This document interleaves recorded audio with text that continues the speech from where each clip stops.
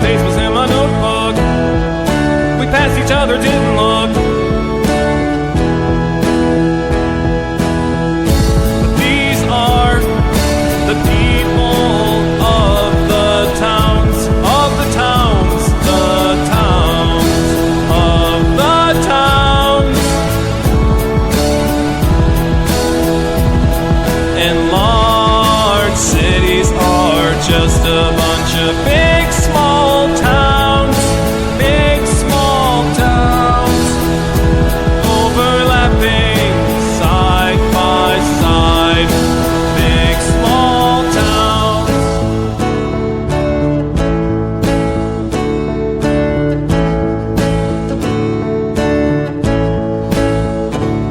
I see new people every day, everyone's on their way, doing the things that fill their day, and I'm going places too, doing the things that I do with my time. We are the people of the towns, of the towns, the towns, of the towns. And large cities are just a bunch of big small towns, big small towns, diagonal, top to bottom, big small towns.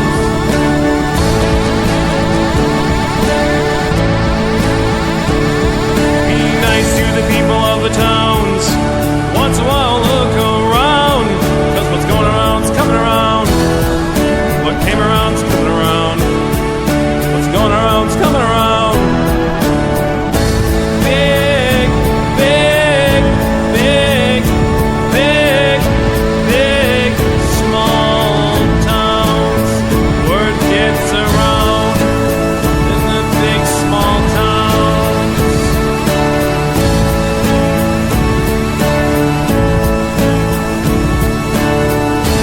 Big, big, big, big, big, small towns.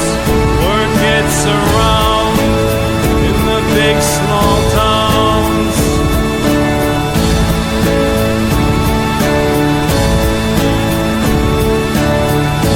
Big, big, big, big, big, small towns. Word gets around in the big small towns.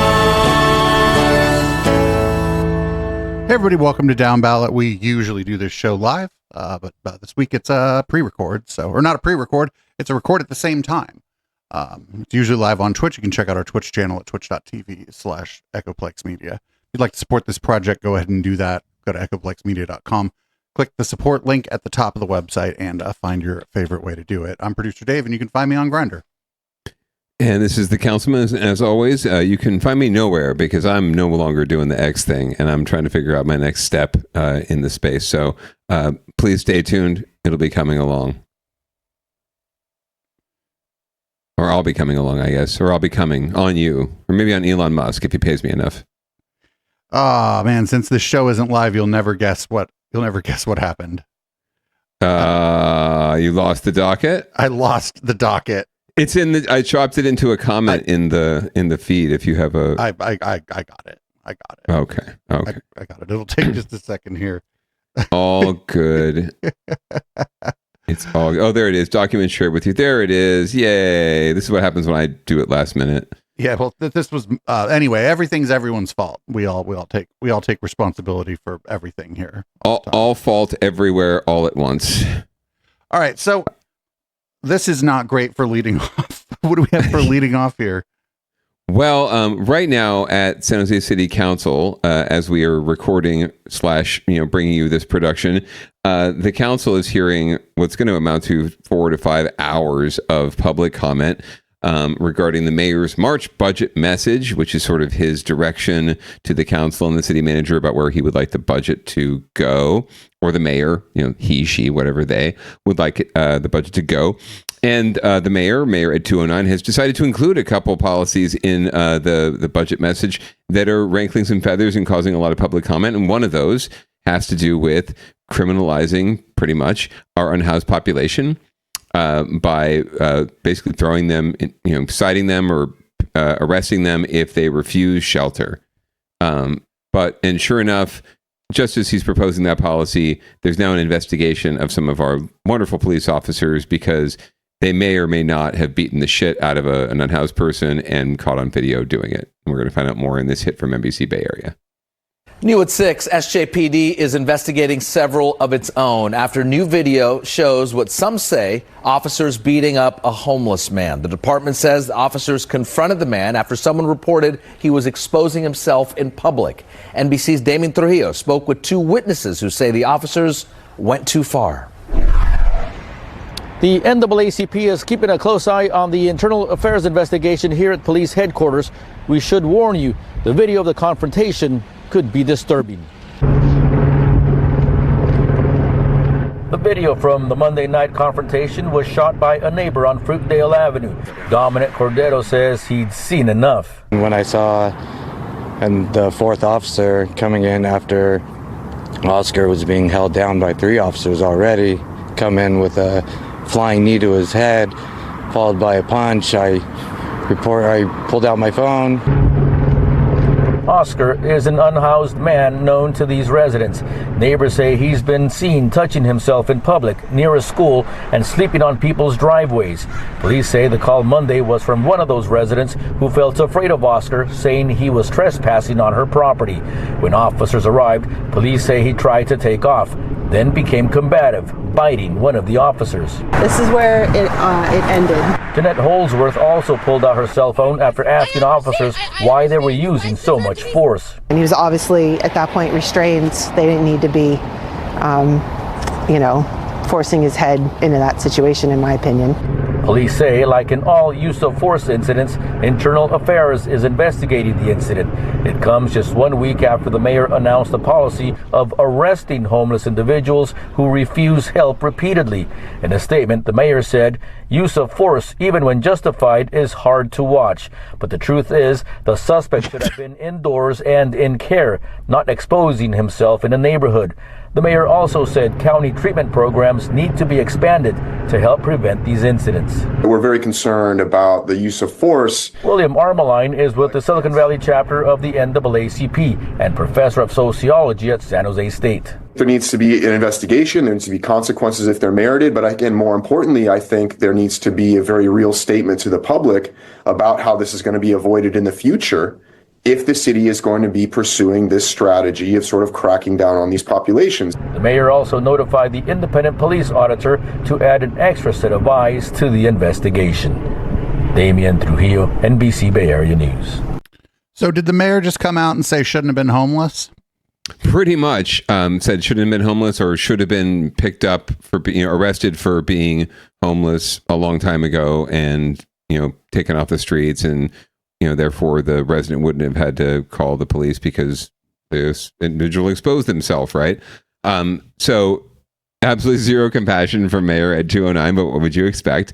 And really zero reflection at all, as Mr. Armeline pointed out, at the close of the clip. If this is a policy you're going to propose, okay, go for it, but we have to have a serious conversation about how it would actually be enforced. And if this is the way that we're looking at enforcing it, I don't think that's going to fly with anybody or would fly with anyone, even the folks who say, who are apparently in the community who are so adamant about getting our unhoused neighbors out of their sight. I don't think that they would go for this as the method for implementing that policy and enforcing that policy.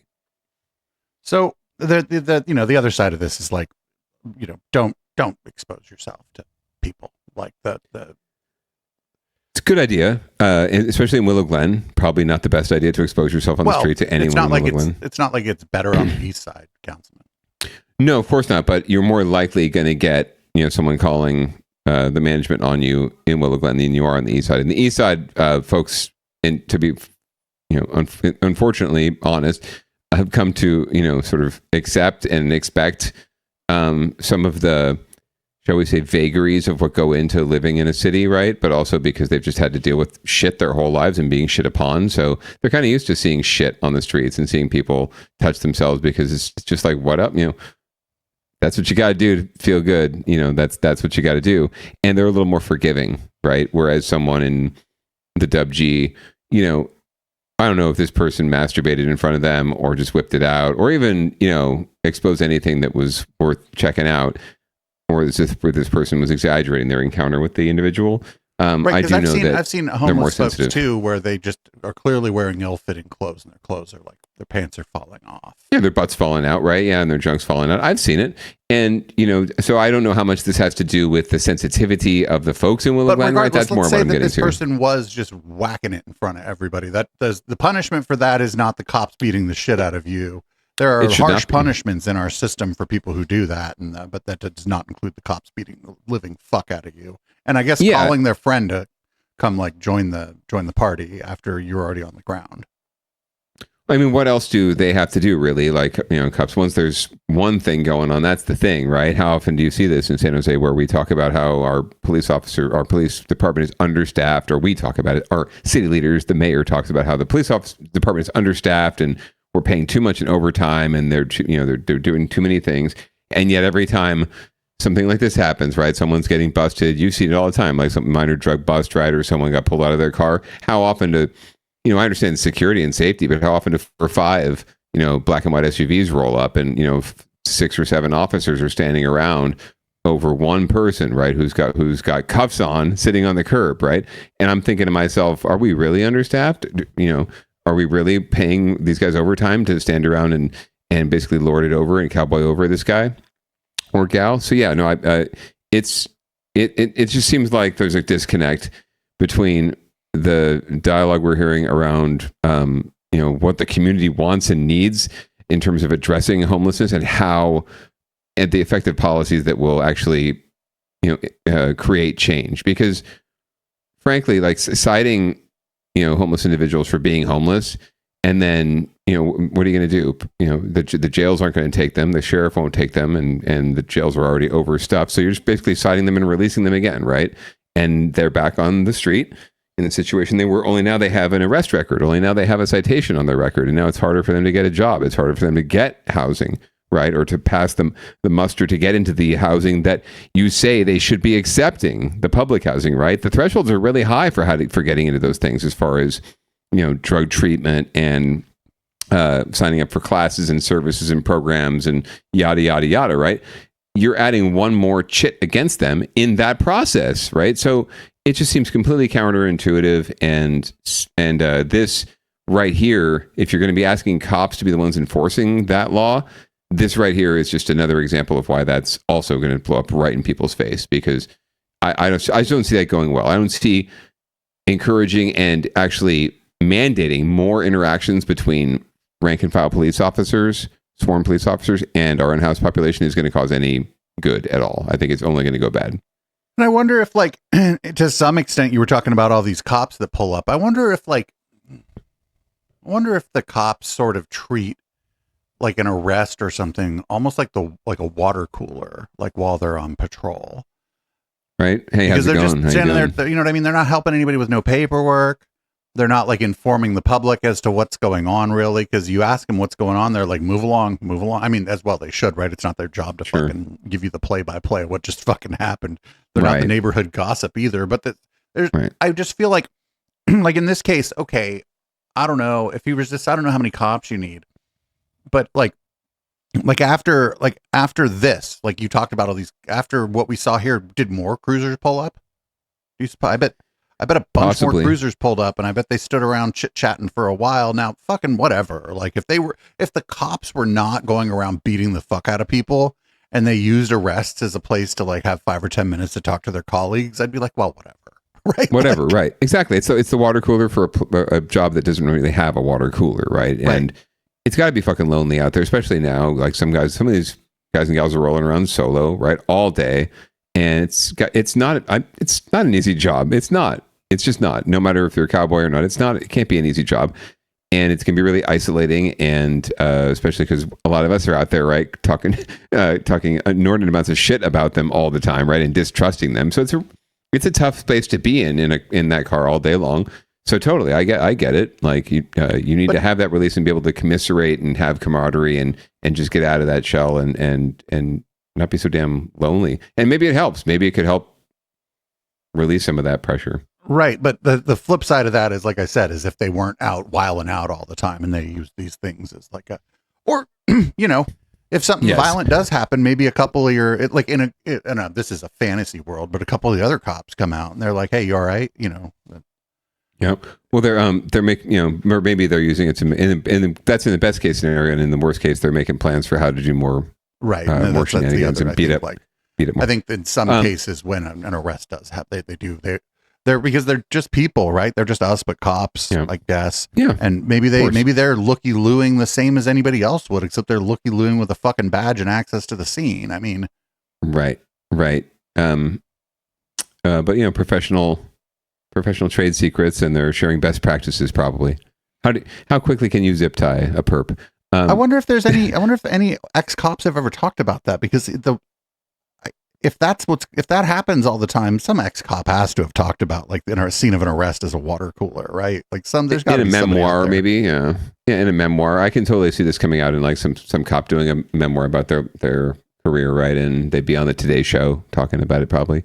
We'll hear about this sooner or later. Well, like I said, moving on from leading off to winners and losers, where, as you astutely pointed out before, there really generally are no winners, and even if you're rooting for the people to win, they're probably going to lose.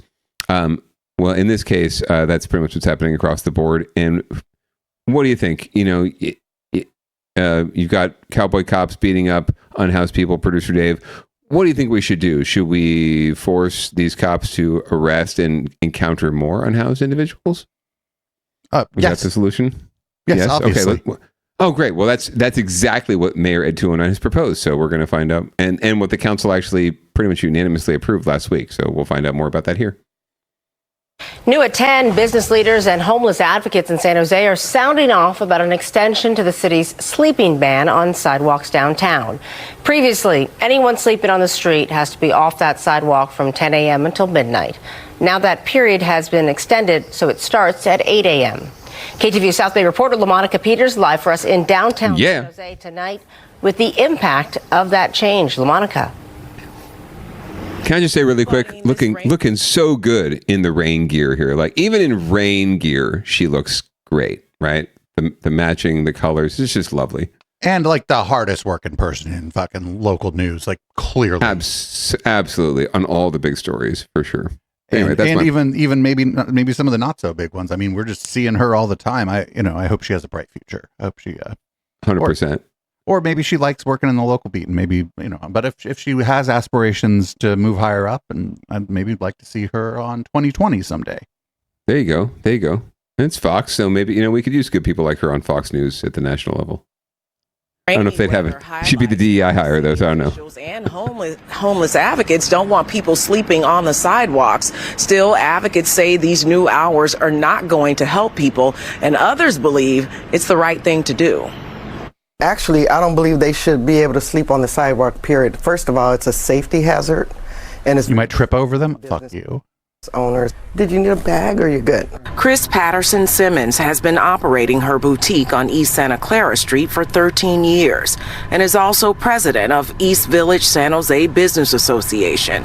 She says she supports the city council's decision to extend the sleeping ban to keep people from sleeping on the sidewalk. It hinders folks wanting to shop because they don't know what their mental state is, if they're going to, bother them asking for money or whatever. And it shouldn't be that way. San Jose City Council voted unanimously on Tuesday to increase the sleeping ban by 2 hours from 10 a.m. to 8 a.m. People will have to be off the sidewalks by midnight.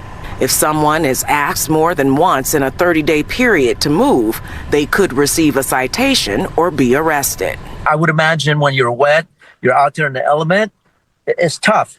So it's best for them to be inside of a shelter where they can get all the help they deserve. The sleeping ban includes the area from Highway 87 north to Julian Street, east to 4th Street, and south to Highway 280. It also includes East Santa Clara Street between 4th and 10th Streets. The new hours will start being enforced in 90 days. Still, one homeless advocate says unhoused people are being treated unfairly. You know what makes it easier for people to not walk around these people? Provide the people adequate housing and housing that they want to go to. Provide people housing solutions that fit their needs, and then you won't have people on the streets. San Jose Mayor Matt Mahan also said in a statement that San Jose's streets should be safe and accessible to everyone. So this is just a proactive step to make sure that everybody can enjoy San Jose's public spaces. Claudine? All right, LaMonica Peters reporting live in San Jose. I mean, depends on who you include in everybody, I suppose. Yeah, right. What is your definition of everybody, sir? That was my first question. So when the City Council considered this, producer Dave, this is last week, and they had a nice little discussion about it, and the SJPD captain or deputy chief who's responsible for the downtown came in and gave an update on the changes that they were proposing to the pedestrian facilitation zone. How's that for fucking Orwellian? The pedestrian facilitation zone. That's a PFZ. Yeah, I didn't even fucking know this existed. It's basically another way of saying sit-lie ordinance. You're not allowed to sit or lie or obstruct the sidewalk. It's not even matter if you're asleep or not. You're not allowed to obstruct the sidewalk, basically, so that, normal citizens and citizens, I actually heard this the other day, citizens and homeless, like these are two different people, can walk down the street and be unimpeded in their shopping and their commerce, right? Do you think, producer Dave, during the whole discussion and presentation from the PD and the other council members who spoke about the need for this, these additional 2 hours of this policy, do you think there was any discussion of, data to show why this is, some sort of big need, right? That our mayor, who is so keen on key performance indicators and data, in data-driven analysis, making us more efficient. Do you think there was one iota of data presented? Probably not. No. In fact, one council member pointed it out astutely that this was all driven by narrative. This is all driven by anecdote. This is all driven by the doom loop kind of folks who talk about, I see this and I saw that and I see this every day, and even council members are buying into it. I see this every day, and I see these, I see our streets, made filthy by all these people, right? So let's get them out of the way. Let's take 2 more hours that we can get them out of our way, because kids are coming to school at 8:00 and people are coming to shop in businesses at 8:00 and not 10:00. So therefore, we need this extra 2 hours. And one, it's ridiculous on its face. It's silly season. And then two, how are you actually going to enforce this, right? Are you really going to have, cops just like checking their watch, like, it's 8:00, time to start, time to get the billy club out, time to let them go. And they say, it's only if they've been told once and warned once in the past 30 days, right? And then we'll cite them on the second warning. And it's like, really? Like there's some sort of record of all of this, right? We can't even track how many unhoused people we have, and you're going to track who's getting warned twice in 30 days, right? Or, producer Dave, or if they're within 30 feet of one of those signs you saw, right, that tell people the code, right? If they're within 30 feet, then you can cite them on first approach, right? So a cop can just say, looks like 30 feet to me, right? Who's enforcing this? How are we determining this? It's all a bunch of crap just meant to please the campaign donors and voters and single family home owners and white people who say that our city is filthy and don't like where San Jose has come to, right? And don't like the fact that San Jose is actually a fucking city with grime and filth and blight, just like any other city now. And they don't like that, because that's not the San Jose they're from. I heard that today during the public comment. That's not the San. I've been around San Jose for a long time, and this is not the prettiest picture of San Jose I have ever seen. Like, right? San Jose's changed a lot, but this is not a very pretty picture. It's like, this is reality, bro. This is what you get. This is not a painting, right? This is not Norman Rockwell, right? We're no longer there, bro. It's 2025. It is not 1955, right? Even my grandparents who've been dead for 20, 30 years can recognize that we're not in San Jose, the same San Jose that they, came to either, right? they would recognize that. So I think we all need to wake up to the fact that we need to address root causes. We need to stop this sort of window dressing bullshit, performative crap. It's not going to solve anything except for giving you some publicity to please the people that are bitching the most and the loudest, right? And the NIMBYs and the uncompassionate MAGA folks out there, right? You go ahead and do that. We'll be out here calling you for what it is, and hopefully the process will play out, and we'll get some more humane policies because the people will speak up and rise up. But it boggles my mind. It's just the audacity of these assholes to pretty much throw out these kind of sort of MAGA Trumpian policies and expect that no one's going to call them on it. And unfortunately, not enough people are calling them on it. The areas that it's in, like, the only reason I even understood what the fuck they were talking about is because I've ridden my bike around downtown and sort of know. Yeah. But it's like, I mean, okay, so what if it's like confusing? It just seems it's not arbitrary, right? It's downtown.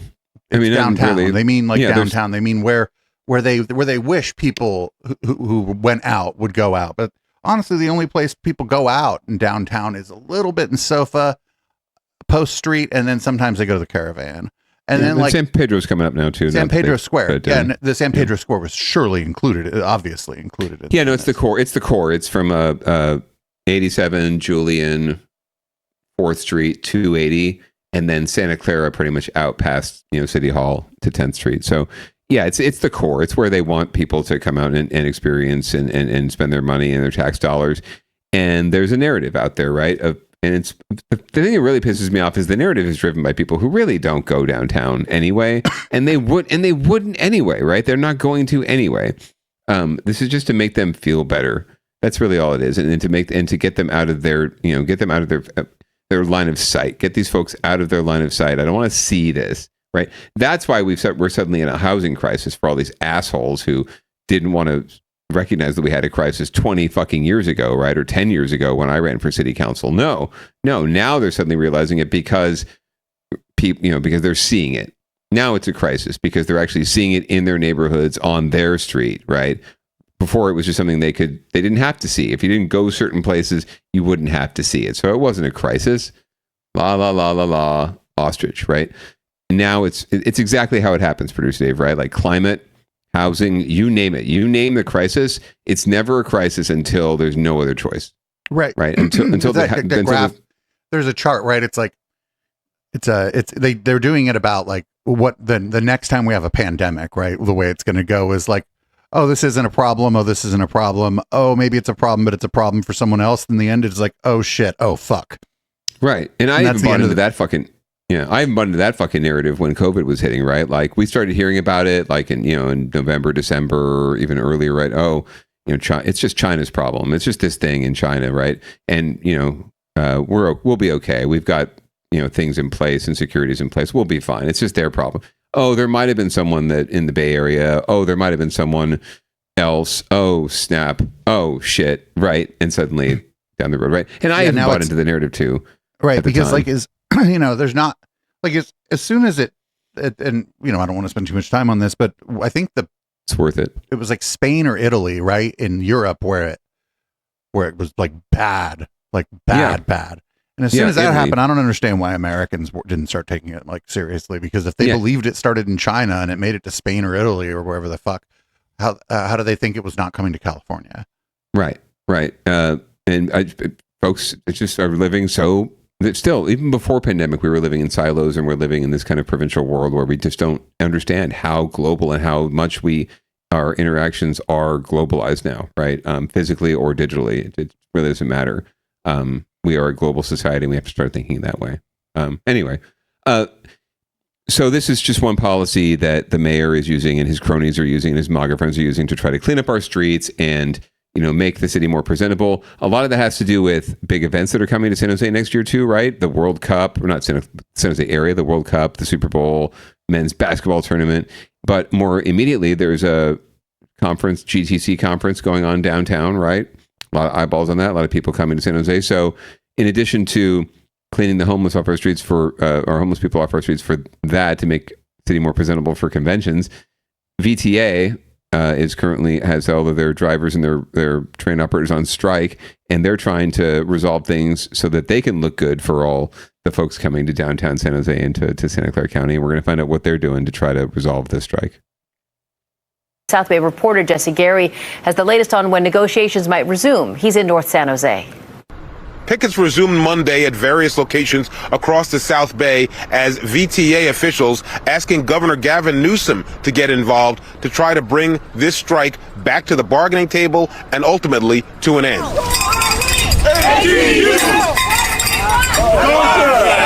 A gloomy Monday sees both pickets and hopes for renewed talks between VTA and striking union workers.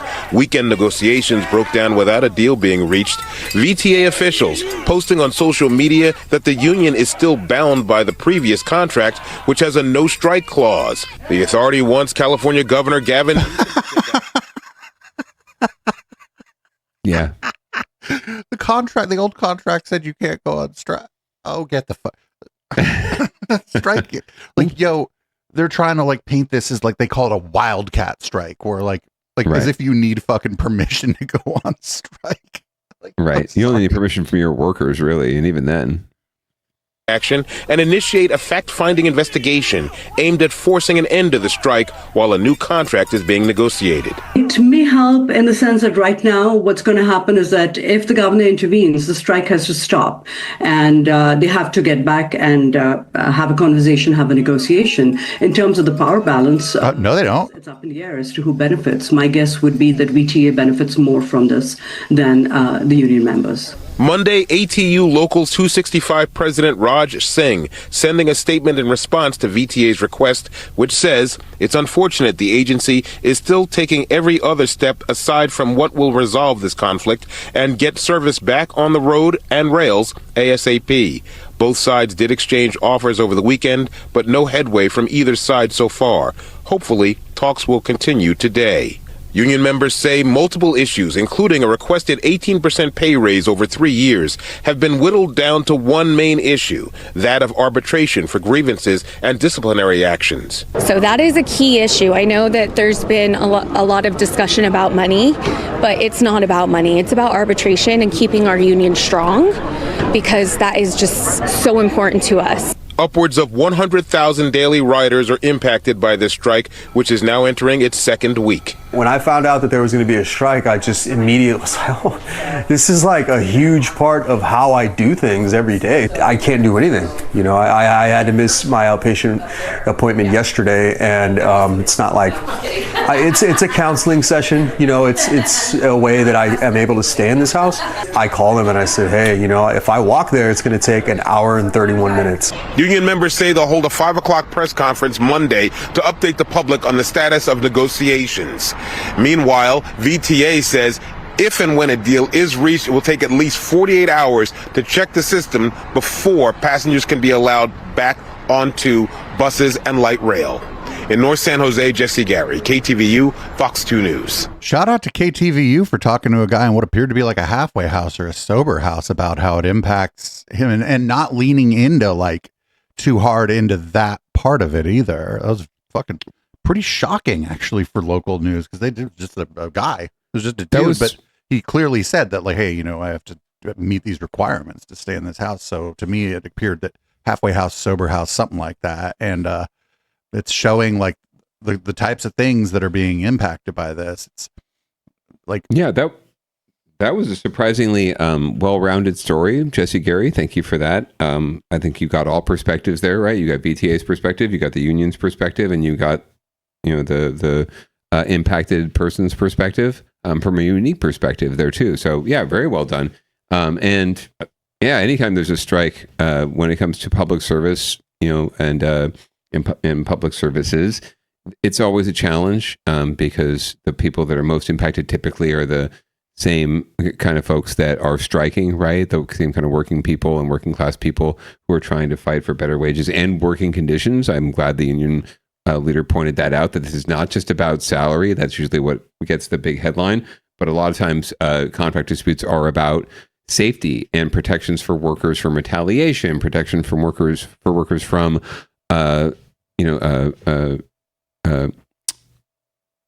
problems with their employer, right, or unlawful firing, or other issues. So safety issues, especially when it comes to VTA, right, and the safety issues we've documented on this show. So it's a lot more than salaries. So I'm glad that they covered that, and I'm glad that they covered the impacts to the community. It's interesting. You mentioned wildcat striking. So police and firefighters, like public safety officers, are not permitted under state law or federal law to strike or to go on strike. So arbitration, what they were talking about with the VTA workers, is incredibly important for those workers, because that really is their only recourse when it comes to workplace disputes. They are not allowed to strike and go out for obvious reasons, right? So similar rules do apply in some ways to services like VTA, but they have a little more freedom. But it doesn't change the point that these are services that folks rely on who are in the same kind of boat and living in the same neighborhoods and the same issues that the workers are. So it's a challenge. But yeah, good on them for pushing the whole story. Not for nothing, I assume the people that work for VTA are also some of the riders. I mean, if I worked for VTA, I drove a bus around. Boy, howdy, I'd know that system pretty well and be able to get around town, because one of the perks of working for VTA is that you get free transit.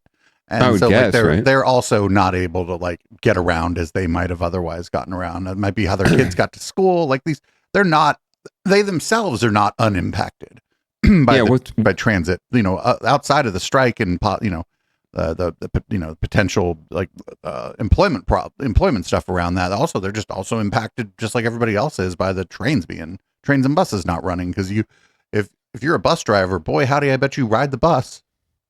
For sure. That's probably like that deadheading thing on planes, right? With the pilots moving from city to city, they just pop in, sit in the cockpit and hitch a ride, right?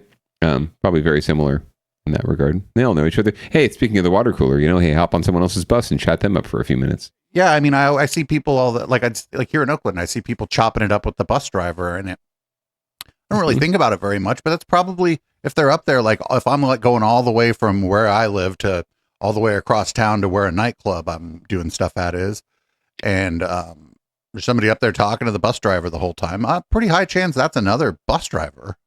One would expect, right?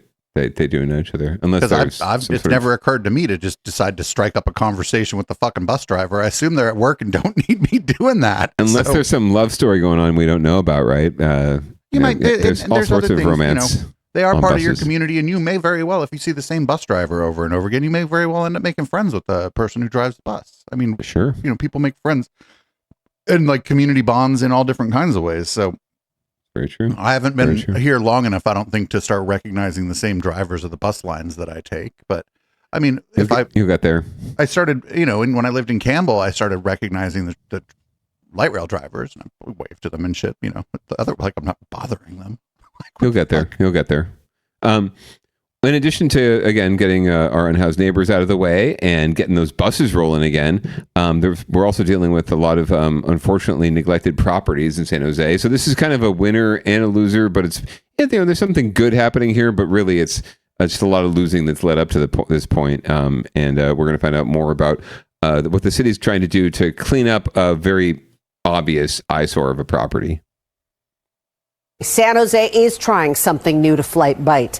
It happens to the best of us, lady. I know. I know for Jessica, but at least it was on the top of the story, not the end. It happens to the best of us. I'm live on air 35 hours a week. For sure. I don't stumble over my words. For sure. To seize ownership of an abandoned historic church that's just been a thorn in the city's side. NBC Maria's Marianne Favreau joins us now in San Jose with a look at that. Marianne. Despite fines against the owner to clean up the historic church, it still looks like this. And now the mayor of San Jose wants the city to step in to do something about the blight. Designed in 1904, the First Church of Christ Scientists on St. James Street in downtown San Jose is boarded up and empty. This is ugly. Now Mayor Fucking shout out to the video editor. This is ugly. Almost like a sound drop. Yes. The city used eminent domain to take it over. And the owners have just shown total negligence at this point. And so what eminent domain would do is get into a legal process by which the city would be able to purchase the property and maintain the church, protect it from the elements, find a development partner to ultimately pursue the original entitlement, which was to build housing around the site. China-based ZNL Properties owns the property and had promised to restore and preserve the old church and develop 2 housing towers next to it. The mayor says the city has levied an estimated $100,000 in fines, the max possible, against ZNL for code violations. But the company has not cleaned up the site. We reached out to ZNL for comment, but have not received a response. Neighbors we talk with support the mayor's plan. I think that's a great idea. This has been unused for a really long time. It's a space that could be cleaned up for better use. So I think that's a great idea. The mayor says the goal would be to find a developer who would restore the church and build the housing originally planned for the adjoining vacant lot. His proposal is part of his March budget message, which the city council will decide on tomorrow. In San Jose, Marianne Favreau, NBC Bay Area News. I mean, okay, sure. I don't know why would they, if it's a historic building, maybe restore it. But what are they going to do with that building? Are they just going to fucking restore the church and then not let anybody go into it because homeless people might go in there? I mean, this is San Jose after all. No, just yet to be seen. But it would be incorporated into a development, pretty much wrapping around it. That would be a housing development. But so this could be, it's a historic building. So the shell is all you really have to preserve, right? The exterior. Right. So they could just make sure it could be the leasing office for the towers they're putting up there. They could put facilities inside, community like space. Gym. Yeah. Yep, 100%. It could be community space for the residents there. It could be open community space for the public too. They could create what's called a popos. No, but they could if they want. They could if they want to get like some incentives from the city, right? The city will offer some incentives and reductions and other ways to spur projects like this. So there's all sorts of things and incentives they could probably get if they're willing to play ball with the city to make this work. So, but we'll see. It's still development and housing development right now is very slow. Costs are incredibly high. So even if the city were to take over the property, it'll probably be years before anything actually happens right? there. Yeah, could be that long. I mean, yes, potentially before something opens. It could be less than that. It really depends on how the market goes. In the meantime, at least, I could see the city taking it over and working with preservationists to, make sure that that property itself, the building itself, are brought up to speed and in a much better condition than they are now, while we're waiting for whatever happens.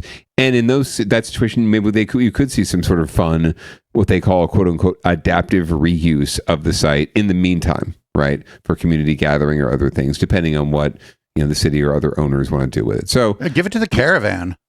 Hey, right? Like we need more live music venues anyway. It could make a really good live music venue. I've seen pictures of the inside. It's a cavernous, beautiful old, cathedral style building. So it's got good acoustics. Then people would have to go to downtown San Jose to enjoy live music for it to work out. So well, they're doing it right across the street. That Levitt Pavilion we talked about not long ago. That music pavilion is going to be right there in St. James, right across the street. So maybe they can get started in this building and then move everything outside. Who knows? Or make this an indoor version of that, right? An indoor option in case there's rain.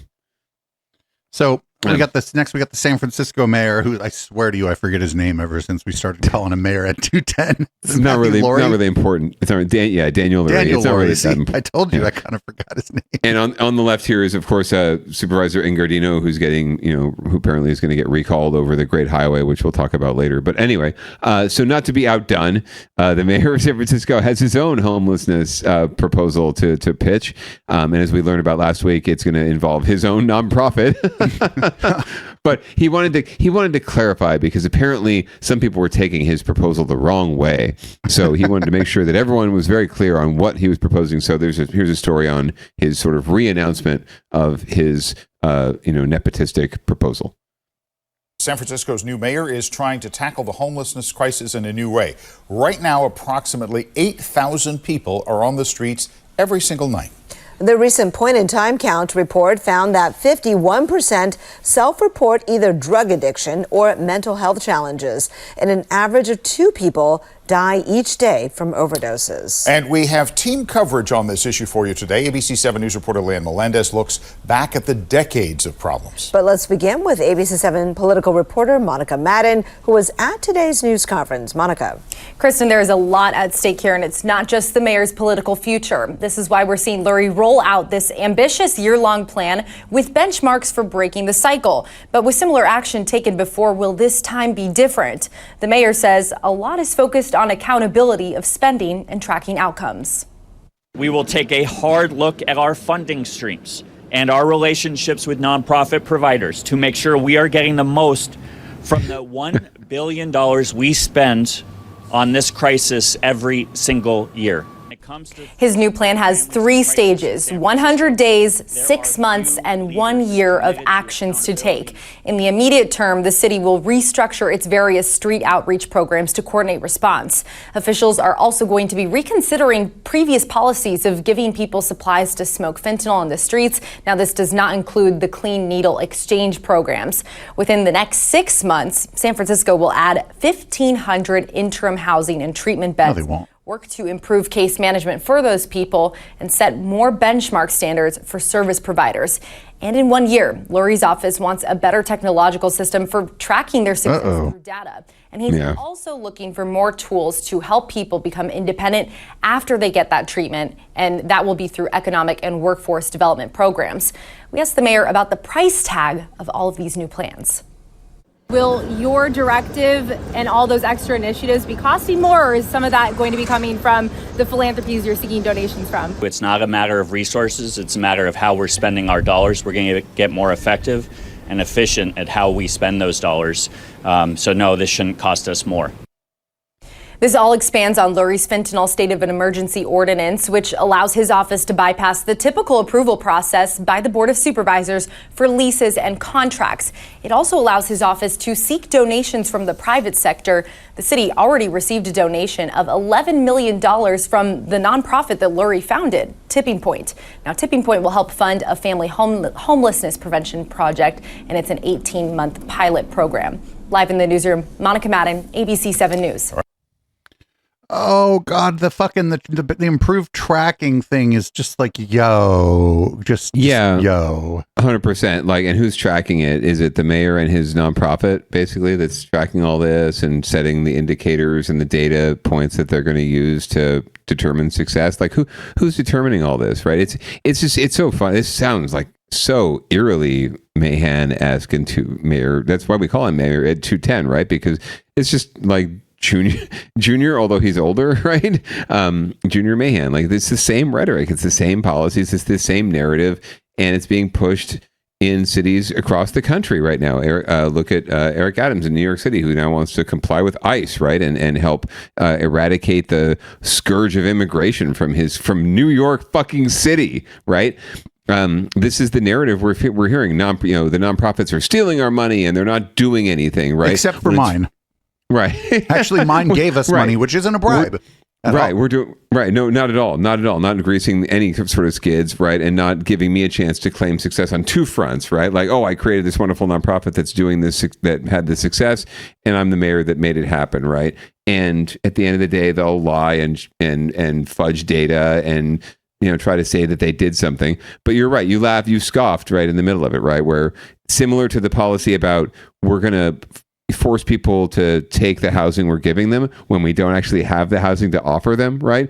But, we're funding that now and we're talking about how we're going to build it.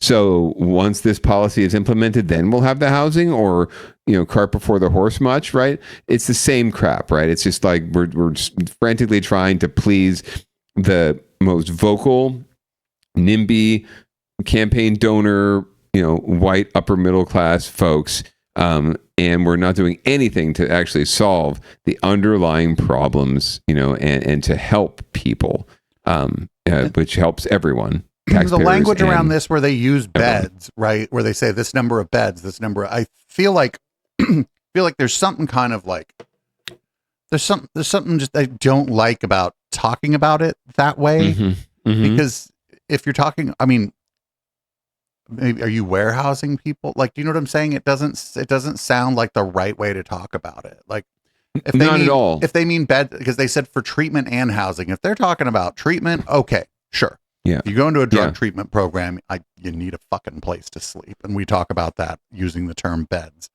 But when we're talking about housing for people who maybe aren't going into a drug treatment program, now it starts to sound a little bit weird. It almost starts to sound a little like One Flew Over the Cuckoo's Nest, kind of, in some ways. 100%. They're getting away from, when they talk about beds in this sense, they're getting out of the continuum of care, like sort of the continuum of care idiom, right? Where they're just talking generally like, okay, between shelters, emergency housing, and permanently affordable housing, right?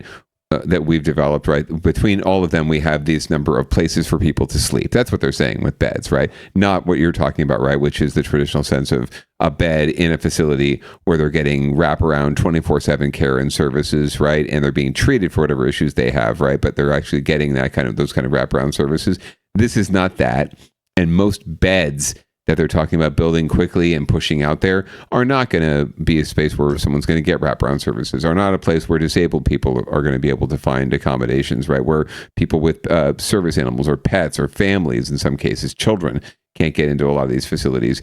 I would never, if I had a family of 3 living on the street, I don't know if I would ever go to a congregate shelter, right? Like that's not a place I would feel comfortable with my kids and my whole family, right? If you're flying solo, maybe, but that's not what a lot of people are dealing with. So it's sort of like using math, like trying to use basic math to solve the problem, when really these are people we're talking about, and everyone is, and with people with unique circumstances, people with lived experiences that we know nothing about. Like you and I don't know anything about being, well, I don't know if you do, but I know nothing about being homeless, and I also don't purport to know anything about being homeless. And if I was going to design a policy that's supposed to help, like they say, help people, I would actually talk to the people that we're trying to help and use their information to help create a policy, rather than my fucking whatever concept I have of what's going to help someone in a situation I have never been in myself, right?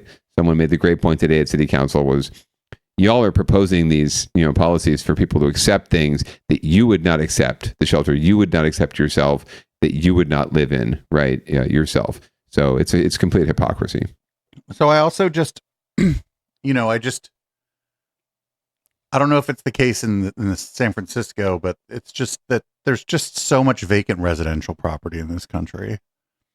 And, some of it's like on its way to being turned around, but you have no fucking idea. Like when I was looking at places to live, there were just so many fucking places. And I know it's, maybe there's some there's some capitalist problems, I'm assuming, that have to do That's all it is. Yeah. With housing people. But it seems like all these, and it's now we're starting to get run by like oligarch bureaucrats, but it just seems like they want to try everything except housing first. They want to try literally everything except for that model. Yes. What can we do? Because it's hard. It's not easy, right? It's not easy to do these things and to house everyone and to build, to develop affordable housing as a government entity. It's not easy. It's much easier to say, hey, police, arrest these people, get them out of my sight. It's so much easier to do that, right? So yeah, it's hard. So they don't want to do it because it's fucking hard and it's complicated and it's complex and it takes time. And JFK going, we choose not to go to the moon because it is hard. It's fucking difficult. So we're going to stay here. I'm going to go to the ice cream. I'm going to go cold up there. You ever been to the moon? An ice cream? No, and there's a reason for that. Right. We're going to go down to the corner shop instead of the moon. No, but seriously, like it's hard and it's difficult and it's complicated. And what do you know? Like we're the ones who know this because we're out there in the fucking community doing the work, right? And these assholes come in from the private sector and tech sector. Both Mahan and fucking Lurie come from the same fucking pedigree. Even though Lurie came for money, Mahan didn't necessarily, but he made money and now he's come for money. So I don't give a fuck. But his Horatio Alger story, they're both coming at this with the same kind of bullshit, just performative, easy solution perspective, where they come from the private sector, and in the private sector we know how to get shit done, right? And if nothing gets past us in the private sector. There's never been corruption in the private sector. There's never been profiteering and slave labor leveraging in the private sector. No, that's never happened. We're honorable, good people who know how to run a business the way you should, right? And I'm going to bring that mentality to government. I'm going to bring the private sector mentality to government. And it's going to be run more efficiently. We're going to get more done. Well, one, that's completely disconnected from reality, and it's not at all realistic. So good luck with that, first of all, and second of all, it's just not the way. I would never think that the way that the private industry and our capitalist society works is sort of a philosophy or a values system we should apply, or a values matrix we should apply to how we treat the least among us and what we're doing to provide social safety nets for everybody. I would never want to apply a private sector mentality to that, because it's not going to fucking fit. It's not going to work, and that's not how this is supposed to work, right? There's shit in this work that it's not supposed to turn a profit, right? It's not necessarily supposed to be cost recovery 100%, right? There are things in government where you're pushing out because you're getting a social benefit and you are getting economic benefit long term. It's cheaper to get someone into a house than to pay for all the things, services they need while they're on the street. That's absolutely true. But you have to invest up front and not expect that return, not expect the return that your investors and your boards of directors expect want. that the return won't be something that you can have as a line item on, or monetize, right?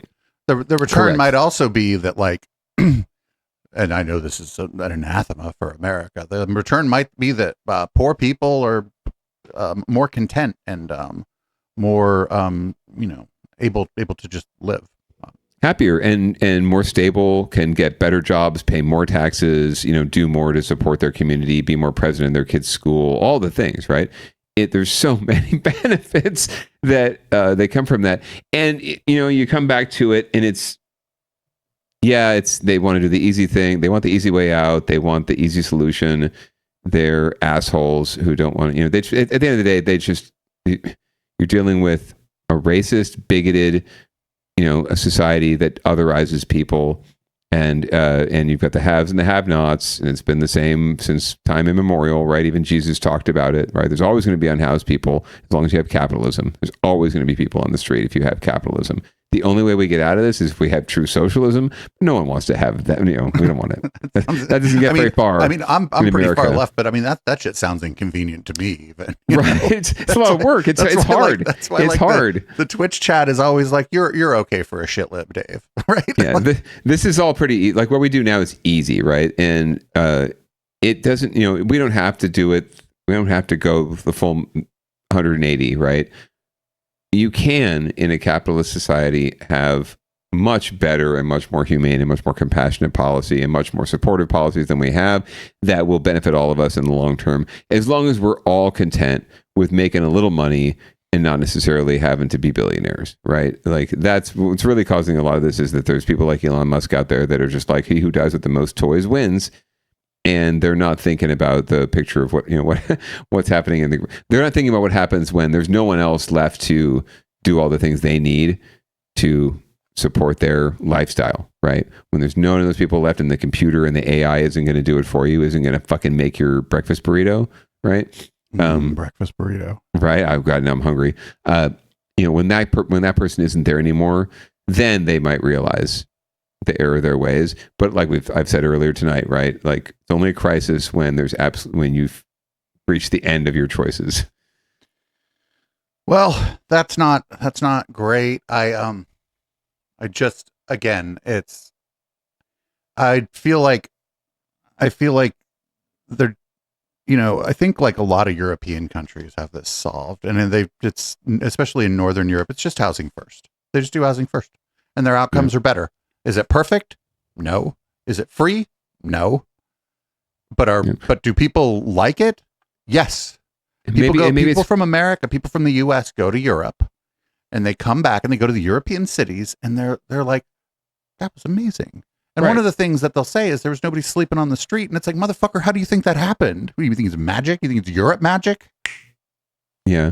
It was, she said, like, we told the cops to get rid of them. So, But that's a great point, and you're talking about cities in Europe, and they've still got their issues, right? Everyone's got issues, but they've been dealing with it. They've been a city for longer, right? Like, they grew up a lot longer time ago, right? We're still, most American cities, even New York and the East Coast cities, are still kind of figuring this shit out. Honestly, they're going through the growth process, right, and learning and hopefully progressing slowly but surely forward. particularly clear in Western cities like California, where even San Francisco is very relatively new city, right? They are still figuring it out. San Jose is absolutely still figuring its shit out, right? Like we're pretty much an adolescent. I mean, I would suggest to you that San Jose didn't become a city until 3 days ago. Yeah, right. It's until that new policy got implemented. So like that guy got beat up. No, it's true, and so we're still figuring it out, right? So the good news is, like you said, people go and they see these examples and they're like, we can do that fucking here. It's just going to take a critical mass of people who want that and don't want what they can't have anymore, which is this fleeting memory of the Norman Rockwell painting, right? It does not exist anymore, and I don't think that's a bad thing. Also, Norman Rockwell was a monster. Just so correct. Yeah, no, it's this completely. It's a false narrative. It's this idealistic version of America that never really existed. We always had these social challenges beneath the surface, and no matter what was in the mainstream, right, or what was in the paintings. So yeah, it's a false narrative too. So whether they think there's some America that they want to get back to, that America didn't exist either. That's a fucking fantasy that they're living through. And the sooner we all wake up to the fact that this is the world we're living in, right, and we're all part of it, and we're all connected, we'll be better off. But like, why does this show exist? Because people refuse to see that. And as what was once known as the slums got pushed out by gentrification, what the fuck did people think was going to happen? Mm-hmm. Yeah, no, absolutely. So, more power to people who are trying to do something about this. And I don't wish them ill. I really do wish we could get to solutions. It's just so clear when the solutions that are being proposed are not going to solve the problem and are not built from, the ground up. They're built from someone's idea of what needs to be done and not what actually what people need, people want. So this show isn't live, but I'm not going to edit this out. Yo, plug in your laptop. Oh, snap. Oh, sorry. Thank you. Good call.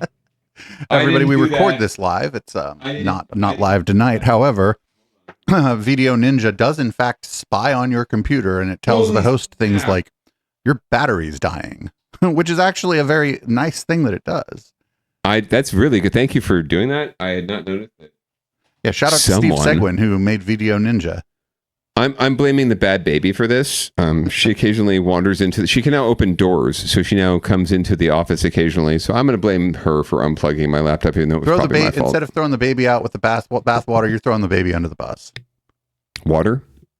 We'll throw the baby under the bus. There we go. Because she's not here, so she can't defend herself. Although now she'll probably just wander in like, Daddy, I heard you talking about me. My ears are burning. So yeah, but I'm sure it was my fault, but thank you for the heads up. So yeah. All right.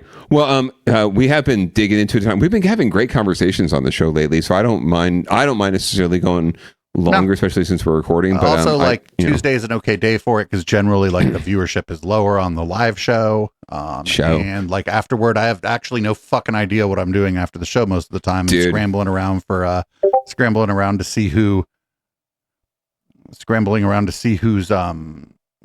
city council meeting was lit. Yeah.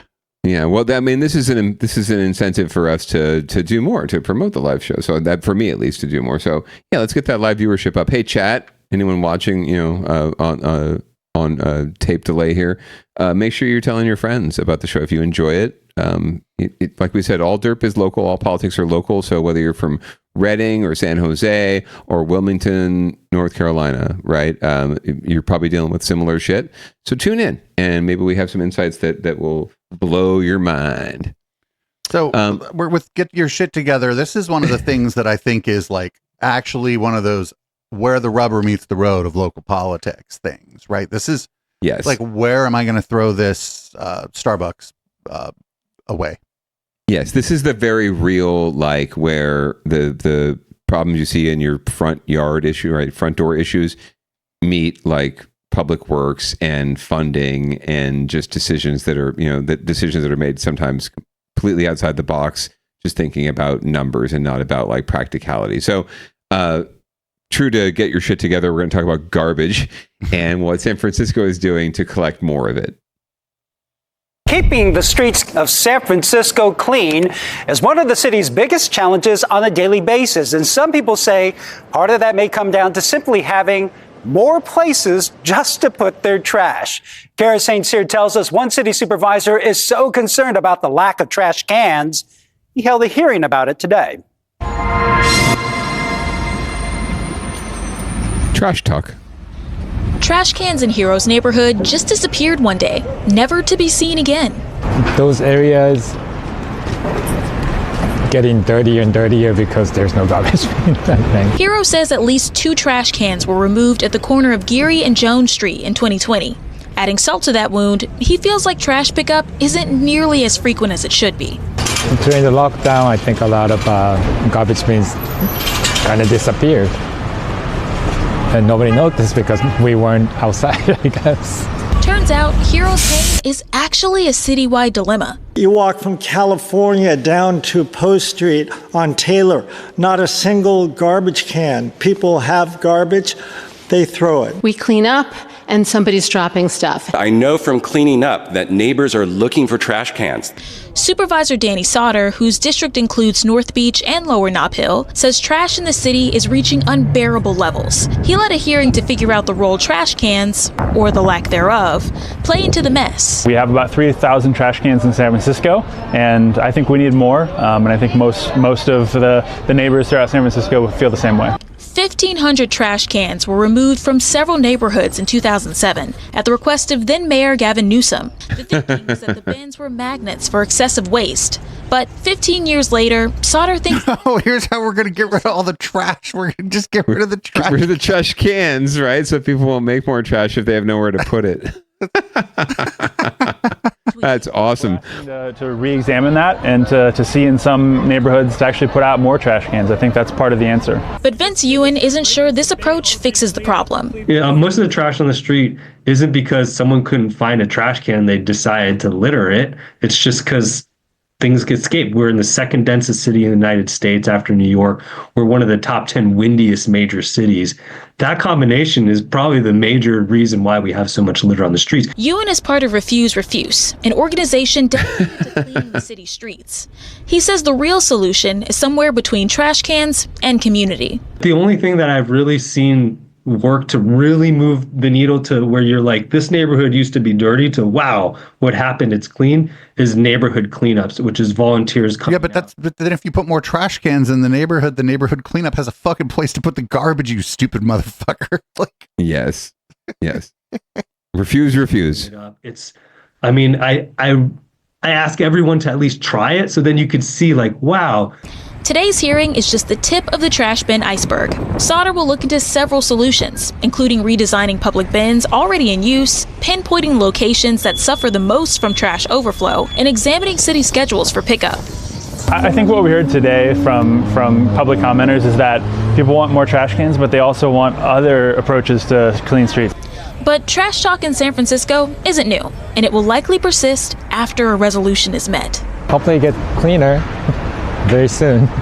But after all the hearings and the dust settle, Hero just wants his streets to be recognizable again. But Hero lives in the TL.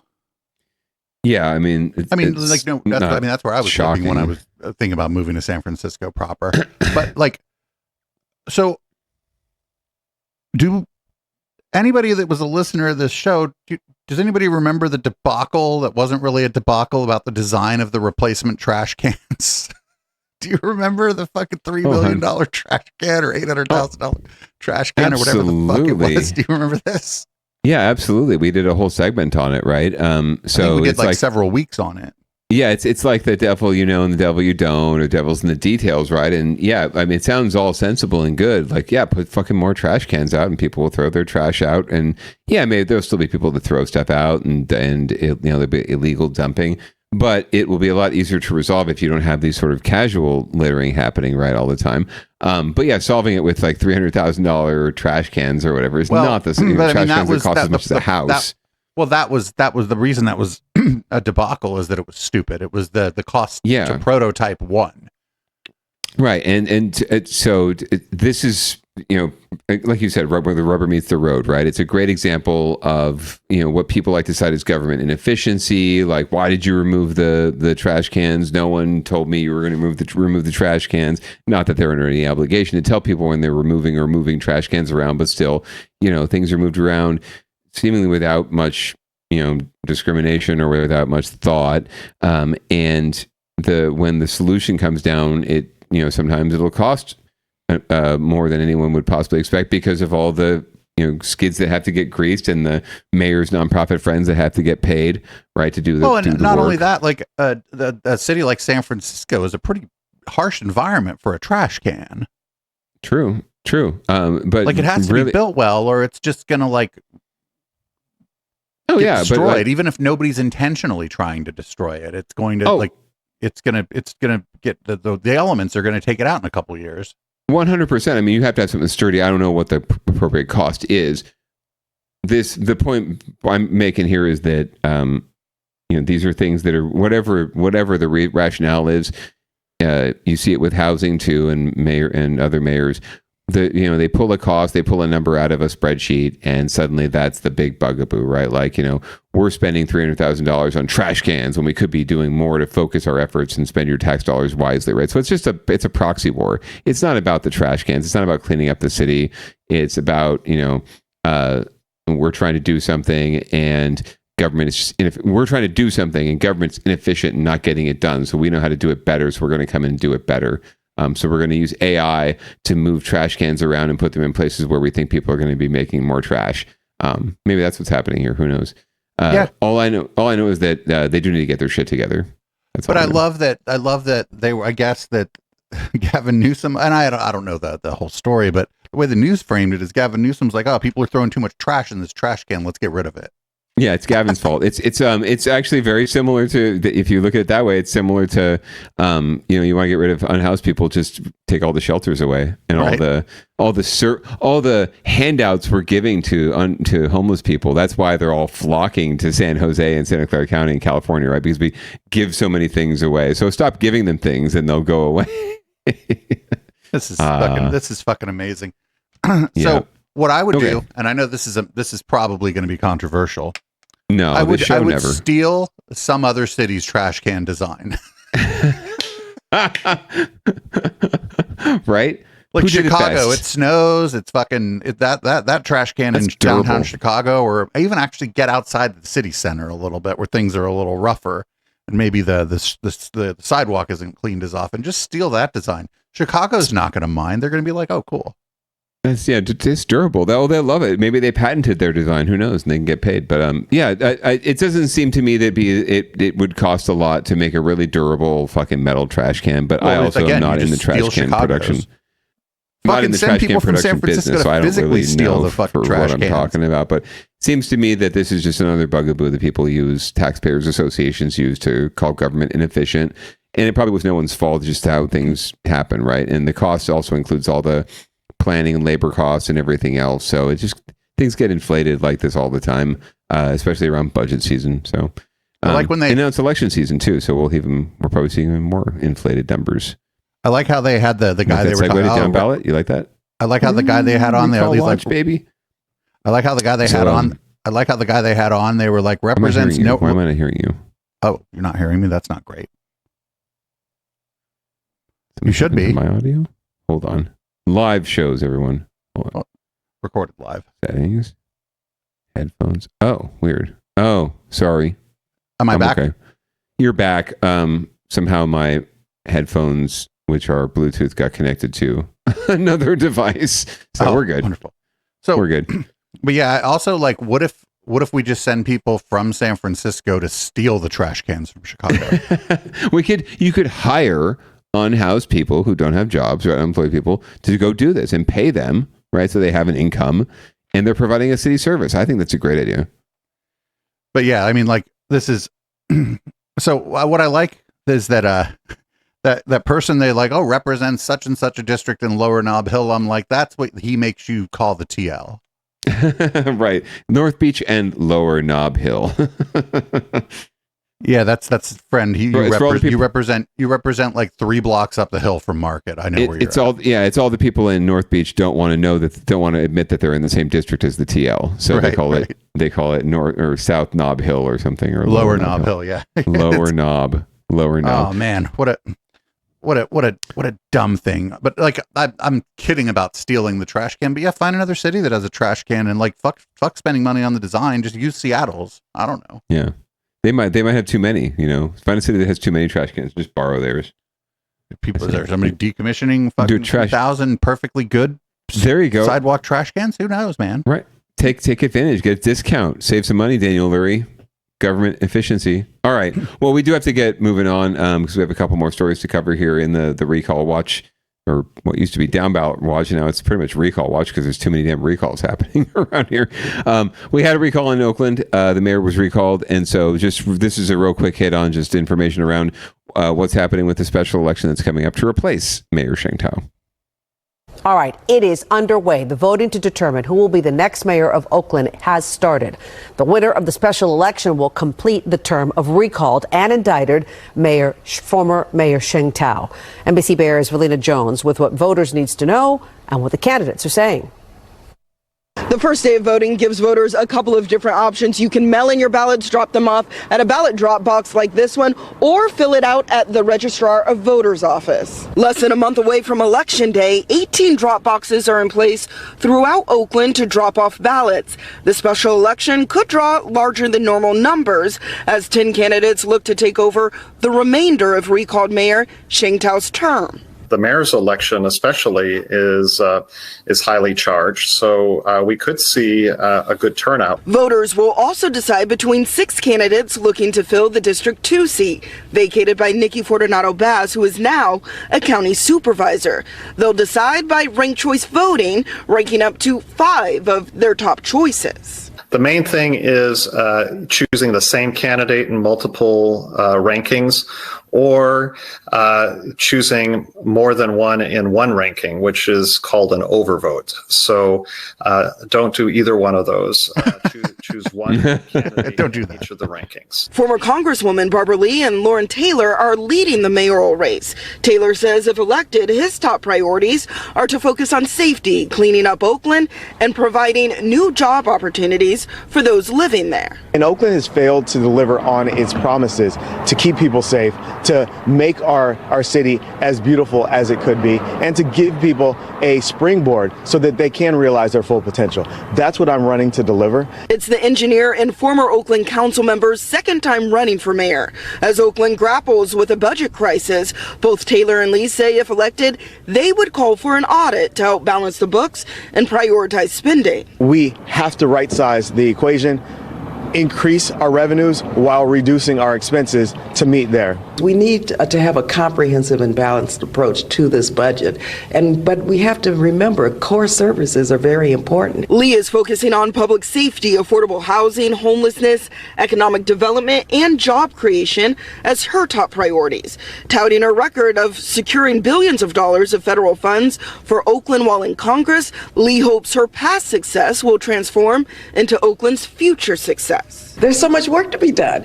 And my experience, my ability to leverage my experience, my ability to bring people together from different sectors, different points of views, as you can see in my campaign, is something that Oakland needs. At the polls, residents will also vote on Measure A, a half-cent sales tax increase. Voters will have their final chance to cast their ballots on Election Day, April 15th. In Oakland, Valina Jones, NBC Bay Area News. Okay, thank you, Valina. So I watched the debate and I don't like either of them. Actually, I didn't like their message, but I'm like less annoyed by Barbara Lee. So that's who I'm probably voting for. Yeah, I think that's probably a safe bet. And you are a voter in Oakland, and that's right. I have nothing but respect for Barbara Lee, regardless of what anyone's saying about her intentions in this race or her qualifications to be mayor. Again, like I've said before, no one's qualified to do any elected official, any elected gig until they get it. But I have nothing but respect for Barbara Lee. She was, I will remind our viewer and listener, the only vote in Congress against the Iraq War. At the time, the only person who had the guns to stand up and say no. Famously, she asked the Secretary of the Treasury how much the war might cost, and he said he didn't know, and she didn't said, "Well, what do you do all day?" Right. So I have nothing but respect for Barbara Lee, and she ran a very valiant and honorable race for Senate that was not going to be successful, but she did it because she believed in it. She believes in America. She believes in all the things, and she's been a fantastic public servant. And I think she'd be a great breath of fresh air for Oakland. So yeah, I do sincerely hope she wins because I just feel like Lauren Taylor, while he may have something to offer, is really pushing a narrative that, you know, he's mad that he lost to Sheng Tao, right? And that he should be mayor now already. He should have been mayor already, and therefore, you know, we should vote for him. And Barbara Lee is bad because she's aligned with Sheng Tao, or she's old news and I'm good news, and but not really talking much about what he actually would do. And I tend not to vibe on that too much. I like people talking about the good things they want to do, not necessarily all the bad things that other people are doing. So good luck to Barbara Lee. We'll see. We're gonna move on to our next story. And you know what I wouldn't want if I lived like near the ocean? Yeah, what's that? A beautiful park. Yeah, fuck that. Who needs more parks along the San Francisco Ocean Waterway? Because, you know, as you know, the San Francisco ocean side in Sunset is a really high traffic area. I mean, we really need that artery to get people where they need to go. Anyway, we're gonna learn more about what's happening with a story we've been following since the election last November about closing part of the Great Highway in Sunset District of San Francisco to build a public park, which was approved by the city, but is now potentially leading to the recall of the supervisor for the area. So we'll get more on what's happening now. From KPIX. San Francisco, some West Side residents are throwing one last Hail Mary, all in an effort to prevent the Great Highway from becoming a permanent park. The highway is just days away from closing to cars for good. Our Katie Nielsen is live in the Sunset District, where the issue is pitting neighbor against neighbor. Hey, Katie. Hey, Ryan. Yeah, those neighbors now asking the courts to actually step in. Now, this all started back in November when about 55% of San Francisco voters approved Prop K, which would close the Great Highway. You know what I want in my neighborhood instead of a park is that guy fucking hauling ass with his fucking Flowmaster exhaust. Oh my God. That was the fucking best, right? Like, it's this really controversial park. It's like there's the Mustang just burning ass down the roads. Like, if you couldn't have a better example of why you need to close this shit down. Like, oh man, okay, keep playing this story. That was great. And hey, sweetie. Create a permanent beachfront park. But now one group of neighbors is actually suing the city, saying Prop K was not legal. I get worried about safety. I mean, when the upper highway, Great Highway is closed, traffic flows into the neighborhoods. Matt Bichetto's family has lived on the West Side for 5 generations, and he's also a small business owner. That's why he decided to get into the fight over the planned park, literally on the Great Highway. San Francisco is is the most democratic city in the United States. It used to be a city about people power. It used to be a city that had very, very inclusive processes, and this is the absolute opposite. Matt is helping lead Livable SF, the group that held a rally today to announce a lawsuit suing the city, saying passing Prop K was not legal. The idea to close Great Highway was met with opposition since the start, with residents in the Sunset neighborhood saying by closing the highway, there would be more traffic in the neighborhoods, making the streets less safe for families, and making it harder for people to get to the commercial corridors, which would then hurt small businesses. But those in favor of the beachfront park say there are workarounds to those concerns. We have extended multiple invites to the leaders of the No on K folks to work together on neighborhood improvements, including addressing their concerns on traffic. Their answer is filing lawsuits to try to undo the democratic will of San Franciscans. As many have pointed out, the people most impacted on the west side of San Francisco voted overwhelmingly against closing the Great Highway, whereas people living on the other side of the city generally voted for it. We all live in a city together, we all vote together, and we honor the democratic outcome. Opponents like Matt say they fought it before voters even approved the plan, and they'll continue to fight it now. I think there's kind of little we can do for the closure at this point, but I do think it is a very strong argument, and if we do win in the court of law, you know, the ballot measure will be null and void. Now, this has all gotten so contentious. The group against the park has even started a recall effort against the San Francisco supervisor who represents this area, Joel Engardio. Now, I had a chance to talk with him earlier today about the lawsuit. He said he does believe Prop K was legal, and he says the lawsuit is without merit. Yeah, but this one is far from over. All right, thanks, Katie. No, it's not far from over. It's over. Yeah, I mean, the vote is over. Like, it happened and it was decided. And yeah, I'm sorry that, the folks from the area seem to have voted, negatory. And West, the East Siders I can't hear the other you. way. But, oh, sorry. I'm sorry that you didn't like the way that the vote turned out. But what do you want? You want to say something? The bad baby has something to say. Yeah, exactly. Exactly. Stop complaining about votes that already happened. Well, it looks like in addition to the folks who were concerned about the vote going down the wrong way, they decided to take it out the wrong way and actually come after a lovely piece of public art that was already planned for the park. So we're going to learn more about sort of what's transpiring beyond the courts of law in a second here. But yeah, it's just sour grapes. It's like, dude, you lost. There was a democratic process. This was the people making a decision, and they decided, and you have to accept those decisions at some point, right? So hopefully we can. Oh, I'm sorry, Bunny. Hopefully we can move on from this soon, but I don't think we're going to move on soon, even though it has been decided. And you could end up seeing the recall of a supervisor over this, unfortunately. So hopefully that's that does not come to pass. But what is coming to pass is that it looks like there's some folks taking out their aggression in different ways on the new park, and we're going to find out more in this next hit from ABC7. An outpouring of support today in San Francisco's Outer Sunset neighborhood to help restore a local artist's mural. It was vandalized just one day after a stretch of the Great Highway was permanently closed to vehicles to make way for a new park. As ABC7 News reporter Tara Campbell tells us, the mural is now taking on even more meaning.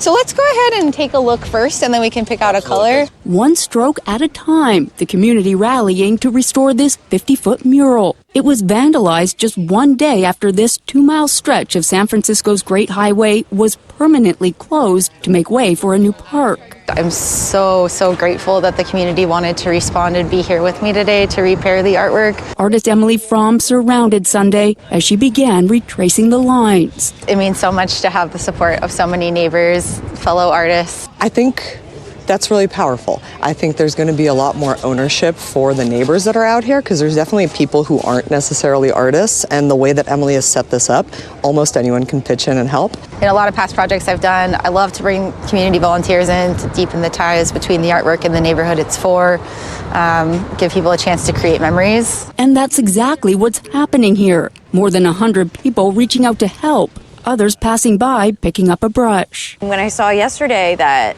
it was defaced, I was like, okay, let's give her all the positivity that she needs to get back out there and help make it shine again.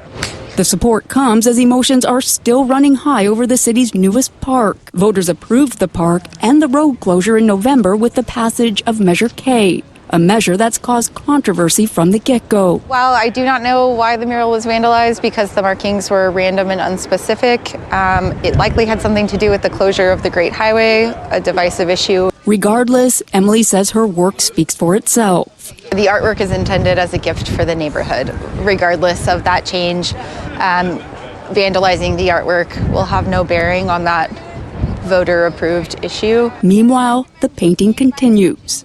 To restore it, I mean, it's definitely a task. Fellow artists know just how much it takes to create these larger scale pieces. We're talking layers over layers, and then the line work alone, that's especially where she signs, and that's a lot of precision. So yeah, it's a feat, but we're crushing right now. Motivated to get this mural done this upcoming week with one more group effort Wednesday. Thank you guys so much.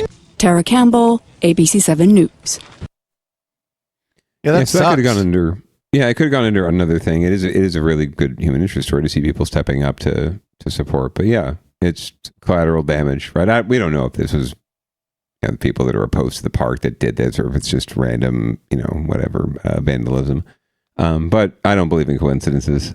So I'm willing to believe there's at least some correlation here. Maybe. Maybe it's certainly not out of the realm of possibility, right? It's not No. like wacky. It's not like cuckoo birds. It's not like the hollow moon territory. Right. So yeah, I would just say this is in here for a lesson. Please, for the love of God, like I don't care how you feel about a project, but don't take it out on the art, on the public art, please. Yeah, no shit. And I did like her little dig there, right? I don't know if this had anything to do with the voter approved issue,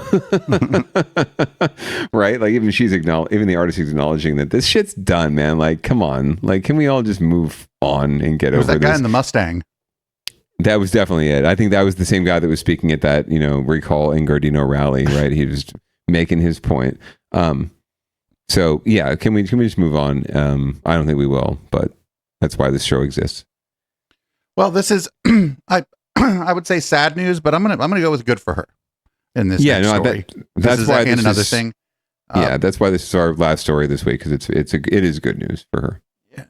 So this is Dr. Sarah Cody. She was during COVID. She was in charge of, well, not just during COVID, but famously during COVID, she was in charge of Santa Clara County's public health response. Correct. She was the first county health official to lock down their county in the country, actually, because due to COVID.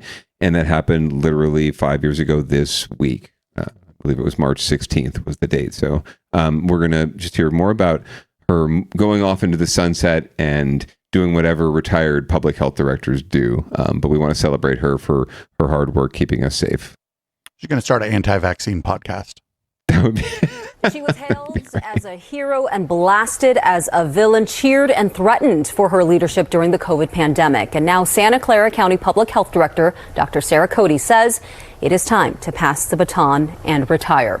NBC Bay Area's Marianne Favreau spoke with Dr. Cody today about the challenges during unprecedented times and her decision to leave now. I remember 5 years ago, Dr. Cody announcing the first confirmed case of COVID here in Santa Clara County. She told me today at that time, she never knew that would be the beginning of a pandemic. He was seen in a local clinic and hospital, but was never sick enough to be hospitalized. From announcing details of the first confirmed case of COVID in Santa Clara County in January 2020 to making the incredibly difficult decision to order a countywide shutdown in the name of health and other often unpopular recommendations. Cancel your holiday plans. Don't travel. Santa Clara County Public Health Officer Dr. Sarah Cody helped guide millions through the pandemic. She says it wasn't until labs began widely testing for the virus in March of 2020 that she realized just how much trouble the county was in. This virus was spreading like wildfire, and that's when we saw exponential growth and felt that it was a danger to the community. In many ways, her county led the nation in COVID response. In retrospect, we discovered that we had the first person who died of COVID in the entire United States. A woman died on February 6th, the resident of San Jose. Dr. Cody issued the nation's first stay-at-home order and shelter-in-place order that severely impacted many businesses. It's a choice, she says, she would make again, given what we knew and what we didn't know about COVID-19. We didn't have any other tools. There was exponential growth of the virus, and we would have seen many people die and, enormous community sorrow, and I think we prevented that. Dr. Cody also paid a price for blazing the trail to COVID response. As the shutdown dragged on, she started to receive death threats and was frequently blasted as the virus was politicized. Today, as she announces her retirement, county leaders are applauding her commitment to the community. In a statement, County Board of Supervisors President Otto Lee said, "She fearlessly led us through the unprecedented challenge of the COVID-19 pandemic with facts, data, and transparency, earning the trust of the community and saving thousands of lives." Marianne Favreau, NBC Bay Area News. Yep. Yep. All that stuff was hard. She didn't have complete information because complete information wasn't available, and she erred on the side of caution. And as a result, when you compare to the rest of the country, Santa Clara County did really well as far as mortality. We're still here. So that's a good thing. 100%. And whatever you think about any of this and the response, I think that given, like you said, the sheer just lack of real information, the work that was done here was, fantastic, exemplary, really, and was where we needed to be. And unfortunately, Dr. Cody took a lot of shit and a lot of slings and arrows for it, because it's hard to be the first. Death threats. Correct. Yeah, it's hard to be the first. It's hard to move forward on policies that are going to piss off a shit ton of people, especially those most vocal and most volatile and violent people in the community. This was again in the wake of at the tail end of the first Trump administration. Remember, right? MAGA was and still is very prevalent in our community. So she was taking crap from all sides, and had to deal with a president who was completely just abdicating responsibility, and yet managed to do her very best to keep us safe and to keep our community safe. And we came out better than most. So kudos to her. I hope she enjoys her retirement. I hope she goes off to consult and make a bunch of money and gets to sit on a beach somewhere, and hopefully not have to listen to Robert Kennedy Jr. talking of whatever he's talking about for the next 4 or 5 years as the National Health Director. So good on her. Thank you, Dr. Cody. And I guess that's the show. There's no live show tonight, but that doesn't mean that I'm not going to still ask you to read the podcast out. I'll read it out. Hey, listener, thanks so much for making us the 9th best local news podcast in California, according to some dude. We really appreciate it. But feel free to tune in live on twitch.tv/Echoplex Media. Every week we do this at 7:30 Pacific, unless we don't. In fact, I will be off next week, so producer Dave may be joining you or may not be. We will find out. You can tune in then, and I'm sure he'll let you know. But in the meantime, we encourage you, as Dr. Cody would say, in honor of Dr. Cody, make sure you get your vaccinations for all known diseases. Make sure you're wearing a mask when you're out in public, because it's still the safest bet to make sure that you and others stay safe. And if you want to wear pants, it's totally optional. We understand. Just don't expose yourself, because you might get beat up by the cops. And in the meantime, we're going to leave you with some Audible Smoke. Hope you have a great week. Enjoy Public Comment. Enjoy the Media Wench's travels to Shasta and all of the other programming at Echoplex. And we'll see you in a couple weeks. Peace out.